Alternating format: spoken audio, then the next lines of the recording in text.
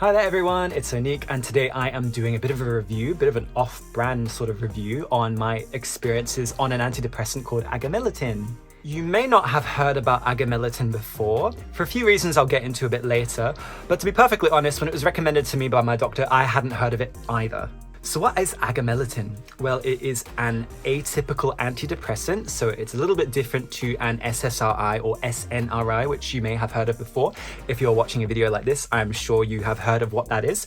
And if you want to get a bit more technical, Agomelatine can be described as a norepinephrine and dopamine disinhibitor, NDDI.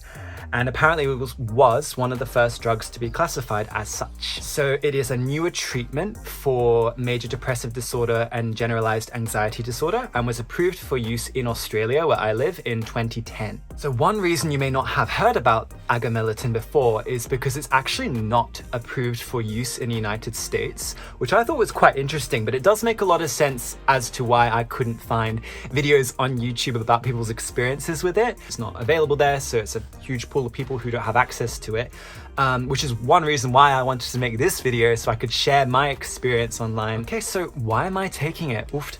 Okay, so essentially I had, I guess, relapsed back into mental ill health after a window of about 8 to 9 months without any antidepressants. So this Agomelatine is now my fourth I have tried.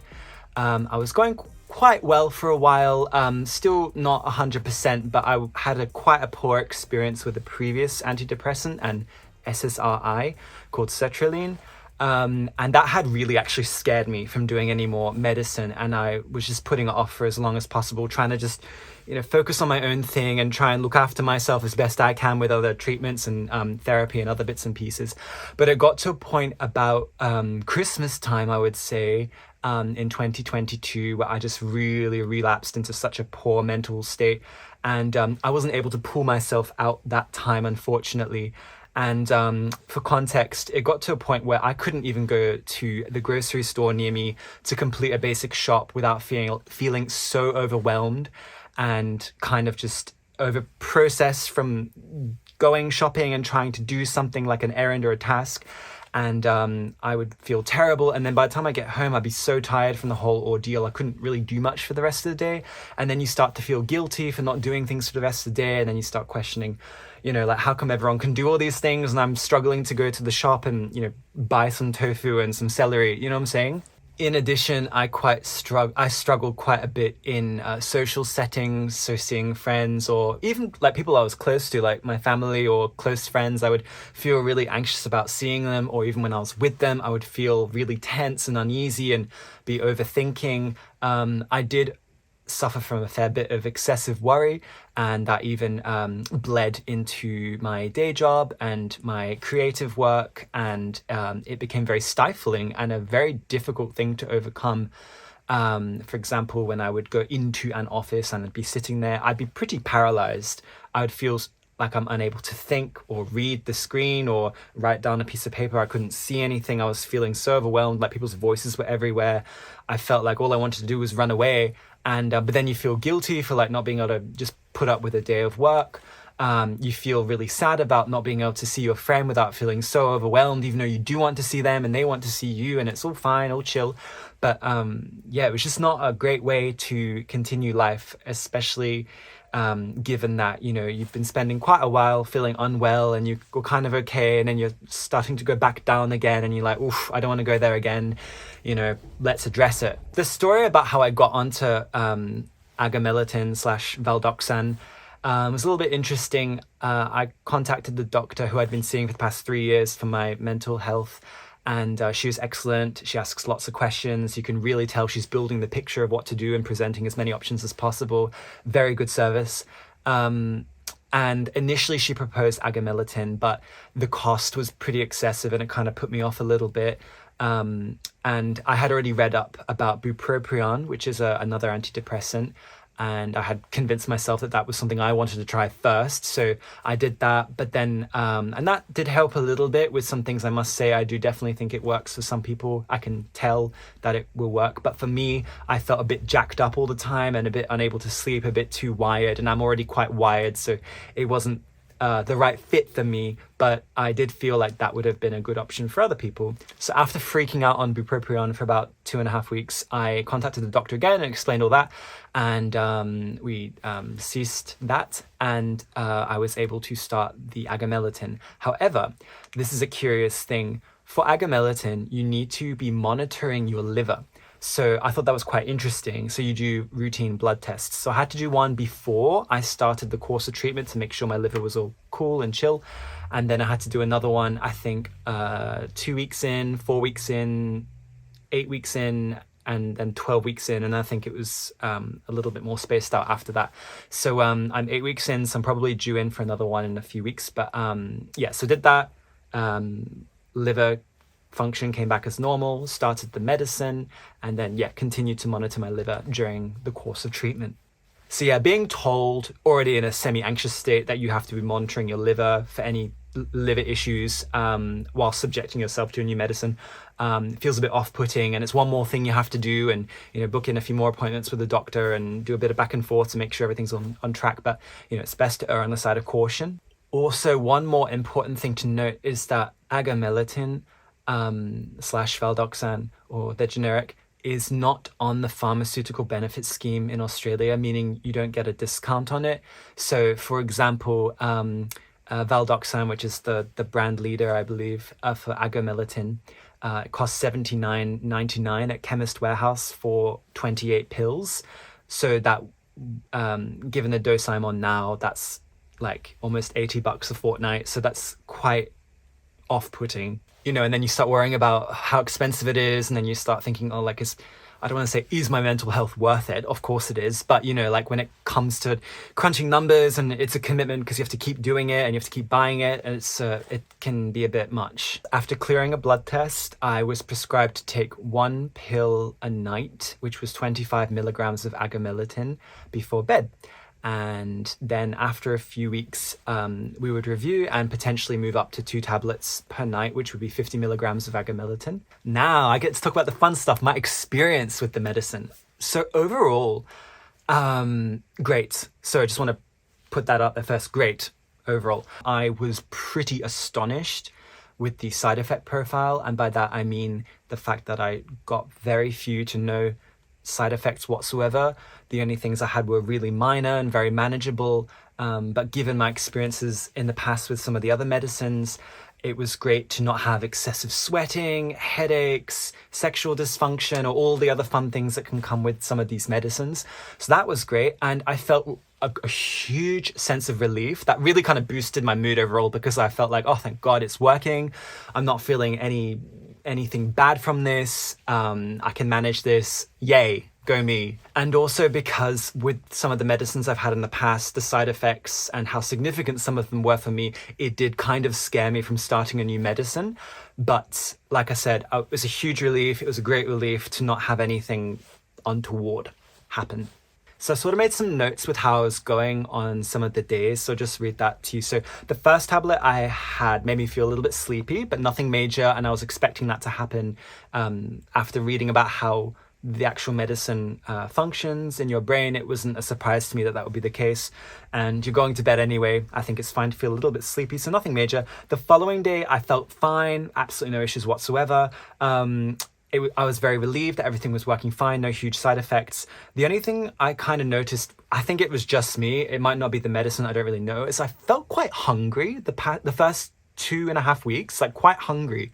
And I was really mindful to not eat too much because you'd start to feel a bit bloated and a bit heavy. Maybe you do less exercise and you kind of fall down that kind of spiral. But it wasn't anything significant. I was expecting that to be the case. Nothing happened that I was worried about. No cause for concerns, really. So one thing I will note is I actually started to have some issues with my sleep, and nothing to do with falling asleep or feeling restless. It was more to do with I would go to bed like normal and I'd feel a bit sleepy from the medicine and my busy day or whatever I was doing. But I would stay asleep for 5 hours and then wake up at 4:15 or 5 in the morning, wide awake, ready to start my day, but also feeling a bit tired from not having enough sleep. and you kind of just are a bit useless on days like that, and you couldn't really get much done, and so it was a bit annoying. So despite that, when I spoke to the doctor to touch base with how everything was going and do a few more blood test checks, I still agreed to move up to the 2 tablets of 50 milligrams. And actually those issues stayed the same. Like, it didn't get better or worse with the sleep. It kind of stayed the same on 2 tablets with the issues with my sleep. So yeah, like I said, I moved up to taking 2 tablets, and I felt like that worked much better for me in terms of my mood and everything. But my sleep issues persisted. So I spoke to a doctor about that again, and she basically said, well, I don't really want to take you off because it's working really well. How would you feel about tacking on another medicine to address the sleep issues? I was a bit hesitant because I was already forking out a lot of money for the medicine. I thought, oh, another one I have to go buy and worry about and pay for. So I was prescribed 2 milligrams of melatonin. And it was kind of up to me how many I would take a night, 1, 2, or 3. I don't really know how much it has been helping, but I will say that me waking up in the middle of the night or super early in the morning has not been as common. It still does occur, but it's nowhere near as common as before. So I guess it is helping. Or I could just be getting more used to the medicine. I'm not really sure. I thought this outcome with my sleep was really curious because one of the selling points you can see about Agomelatine online is that it's supposed to agonize the melatonin receptors or something like that, and essentially help reset the circadian rhythm that can affect the sleep cycles in depressed people. And I was having relatively okay sleep beforehand, so I thought it was really interesting that maybe my sleep score would be like, I don't know, 7 or 8 out of 10 most nights, to then go down to 5 or 6 out of 10 most nights. I thought that was really interesting, given that it was supposed to help with sleep. So other than that, I've had no issues whatsoever with this medicine at all. Like, it's actually fantastic in that sense, and it's a huge relief. And overall, how I'm feeling, that's the important thing everyone wants to know, right? Overall, I'm feeling really good. Like, I don't feel super worried about things anymore. My thoughts are a lot more rational. I'm able to go to the grocery store and not collapse, essentially, or feel dreadful after being there. I'm much more comfortable in social situations. My thoughts aren't racing. I still get stressed like everyone else does, but it doesn't get to the point where it boils over and you just feel helpless. And especially with moving up to the 50 milligrams, I definitely remember feeling so much more like myself from 4 or 5 years ago. And that was really cathartic and really meaningful to me, because I thought, to be perfectly honest, I thought part of me had died a while ago. Like, I thought my sense of spirit and some of my confidence and self-esteem, I thought that died a while ago, like a few years ago. And I thought I was never going to get that back. I thought, okay, this is who I am now. I shouldn't be comparing myself with the past. I should just roll with what I've got and be so grateful that I have this and this and this, and look like this and feel like this and have access to this. You try and tell yourself what you should be grateful for and why. But so for me to feel like my normal self from 4 or 5 years ago was remarkable. I couldn't believe it.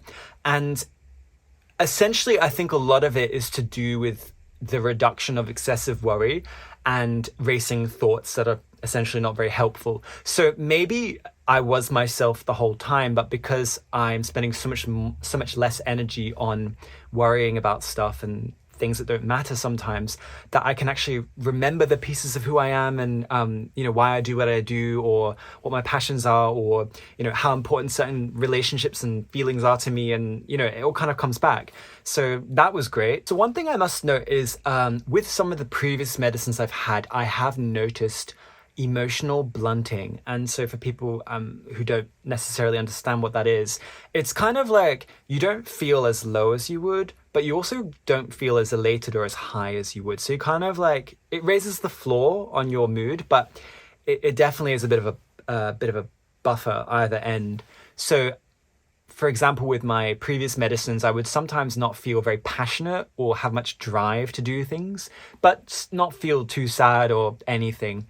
I wouldn't feel super excited about something, but I wouldn't necessarily feel like the world is collapsing in on me. Whereas with Agomelatine, I feel like I still have a pretty wide range of my normal feelings, and I feel happy about things, but also can feel, remorseful or upset or guilty about things, but in a lot more of a reasonable and rational way that I'm familiar with. So I was very happy to not only feel more stable, but also have a lot more rational thoughts and more positive thoughts overall and positive self-talk. Some of that is training as well, but in terms of just sort of what I feel Agomelatine has helped me with is definitely spending so much less energy on excessive worry, intrusive thoughts, and being scared frequently of things that I wasn't scared of a while ago, that I can actually enjoy the rest of my life and how I feel and what I'm capable of, which is great. When I get stressed now for just normal things like moving house, excessive workload, difficult things to juggle, I'm no longer having the sensation of the world crumbling in on me and just kind of feeling really useless because I'm now so paralyzed I can't even think about what to do or how I want to do it or how to get help. I'm able to, I still get stressed like everyone else does, but I'm not overwhelmed and worrying about it constantly and letting it kind of bleed into all of my thoughts. So that's nice. Overall, I feel much calmer and more positive in a way I feel is sustainable. And I feel a bit more willing to do things. I'm still a bit like hesitant to do some things because I'm out of practice essentially for being anxious and kind of like buried for so long. Like it will take a little bit of time to get used to doing things again. But I'm not as concerned about putting myself forward for those things. And in discussions with people, like work meetings or trying to articulate my ideas, I feel so much more confident and I feel so much less worry for what other people might think when I say something. I feel like I'm able to speak like myself from before, like the things I would say or the character I would say it, or the sass in what I would say, or the emotional capacity I would have is far greater. Now, cost. We love money. So, like I said, it's not on the pharmaceutical benefits scheme, the PBS. I'm not sure what the equivalent is in other countries, meaning you don't get a discount on the medicine, which can be quite a big barrier for some people. And even when I discussed this with my doctor, she was saying Agomelatine is a really good option for some people for treatment. However, the cost is a huge barrier for some people. And I totally agree. I could not agree more. So I do feel grateful to be in a position where I have the resources to be able to afford medicine. That really helps me and makes me feel better. That's good because understandably not everyone will be able to do that, and they might have to take something else that might not work as well for them. To put it into context, I currently take 2 tablets a night. So if I was taking the lead brand Valdoxan, that's $80 a fortnight. So that's quite expensive. And also I take the melatonin, so that's more money. That's $37. So it can get expensive. I managed to find some generics. These were a little bit cheaper. So this one costs me, I can get it for $50. So that's a bit better than paying for a pack of Valdoxan, which was $80. It's a generic, so you can see it still says Agomelatine. So yeah, I'll show you what the medicine looks like. Like I said, the cost is a bit of a barrier, which is a bit annoying. And especially when you're trying to make decisions about how many tablets to take, like 1 or 2, in your head, you're like, oh, I'm gonna double the cost of this already expensive medicine. So it's a bit sad in that sense. But, you know, try what works for you. This is what it looks like. I quite like how, I'm like an influencer now, makeup influencer. You can see it's got Monday, Tuesday, Wednesday, Thursday, Friday, Saturday, Sunday. So that's good if you forget to take your medicine. But I feel like if it's a medicine at night, you'll be able to definitely feel when you haven't taken it because you've not got that sleeping sensation. So that's my review so far at 8 weeks. So overall, feeling really good. I've just got a few more notes about where to from here. So I'm going to continue my treatment for at least another 4 months. I spoke about it with the doctor about, you know, how long do I need to be taking this for? And the reason I asked that, I guess, a bit more forcefully was because of the cost. It's quite a big cost to continue with, especially with the addition of the melatonin as well. And so overall the treatment should be about should be about 6 months. And but I was advised, most people tend to go a bit longer depending on how they feel, and that was certainly my experience with my previous medicines.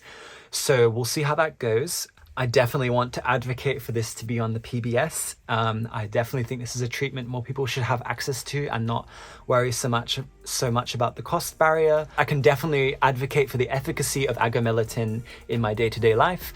I love how it is not intrusive with side effects. Of course, everyone will have a different response. Mine was more favorable, perhaps someone else's might not be, but given the side effect profile, it looks quite promising. There's a lot of interesting reading out there, like scientific studies, if you're into that. Sometimes it's a bit of dense reading, but yeah, it's fascinating. So yes, I hope this video helps you understand a bit more about my experience on Agomelatine and what it has done for me. And hopefully it has demystified some things. Like I said, when I was looking on YouTube, there wasn't too much out there on people's experiences with this medicine. So I really wanted to put this out there into the community to help other people if they were looking into it or have been recommended but maybe had some questions. And look, at the end of the day, what you want to do is totally your prerogative. I'm just proud of you for looking to find help and being brave, and I just want you to know that you're totally worth it. You are loved, and that your contribution means a lot to the world. I hope you never forget that. I hope you look in the mirror every day and you're happy with what you're seeing. And we're all works in progress, but the important thing is that you get up when you can and you keep fighting, and it's okay to rest, okay to not feel okay sometimes, but I really hope that this encourages you to keep moving forward. So yeah, I'd be really curious to hear if anyone had any questions, because I tried to, oh my God, you love throwing your iPad. I tried to write down things about what I wanted to say, but obviously you may have some other questions that I haven't thought of. So yeah, please let me know in the comments and I'll let you know. And I will be looking into doing another video a bit later on my treatment and see how I go.